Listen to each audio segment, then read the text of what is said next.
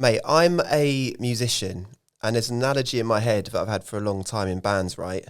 That drummers in bands are exactly the same as goalkeepers in football teams. So hear me out, right? A drummer in a band, they'll be doing everything right for the whole night. They make one tiny mistake, the whole band, everyone in the venue will turn around and look at them and be like, you f***ed up, type thing. If they do everything perfect, nobody notices them, and bands are only as good as their drummer. Would you say that is the same relationship to a goalkeeper in a football team? Yeah, I think you can say the same, because as a keeper, you can have an unbelievable game. You can make 6-7 good saves, but if you make one mistake at the end and you lose the game, everyone is pointing at the keeper and say, oh, what is the keeper doing? Exactly. And then in the evening, when you watch the highlights, you see probably 2-3 saves, and then they say, oh, that's his job. And then if you make a mistake, everyone is saying, you lost because of the keeper. Yes. It's quite psychologically demanding, isn't it, being a goalkeeper? Must be. Yeah, of course. I think we've got probably the biggest responsibility on the pitch. So that's why it's more mentally demanding than physically, because after a game, I'm all right. But mentally, I feel very tired. The day after the game, you're always like a little bit empty and everything. A lot of people don't understand that. But mentally, it's quite demanding, because you have to be focused all the time. The ball is on the other side of the pitch. Sometimes for 4 or 5 minutes, there are set pieces and everything, and you're on the other side of the pitch, and no one is looking at you, and you have to be focused, and you have to prepare for a counterattack. Yeah. It sounds a little bit weird, but you have to always you have to prepare yourself for the worst case.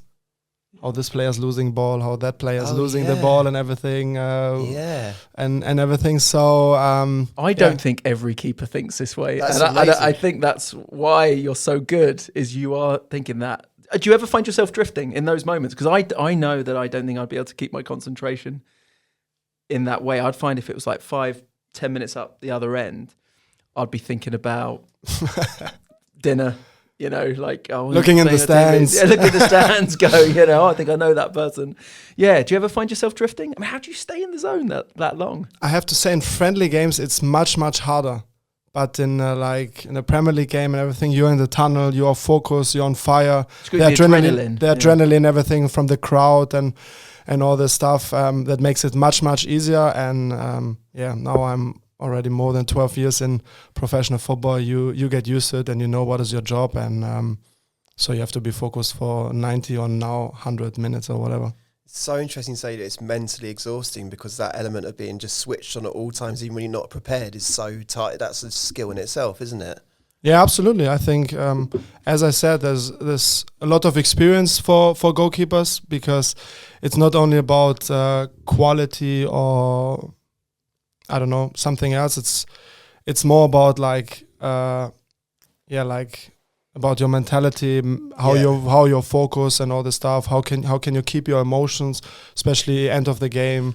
The crowd is coming, the pressure is coming from the team, so you have even more responsibility, because at the end you are like the last player who can defend the goal and everything. And it's also about decision makings, because if you're like too excited, you make bad decisions, because you want to do everything too good. But sometimes it's just better to stay in goal and stay in your line. So it's not only about like just go and be crazy. Sometimes our job is be more calm, stay on the line, and rely on your defenders. And when the ball comes to you, then it's your time. Well, I'm glad you brought that up, because you were second player of the season last year, which is no mean feat, given that Pellegrini had like one of the best years any footballer in history at Fulham's had.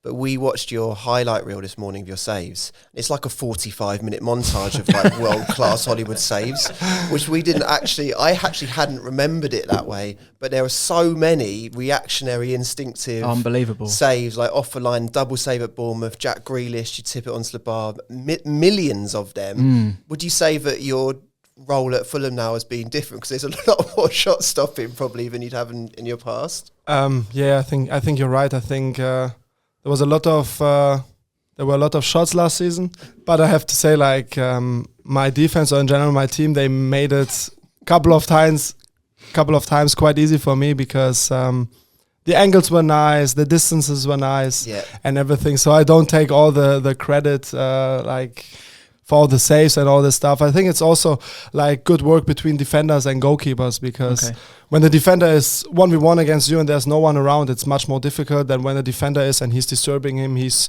pushing him or whatever. And so credit to my boys as well. Yeah, but you were.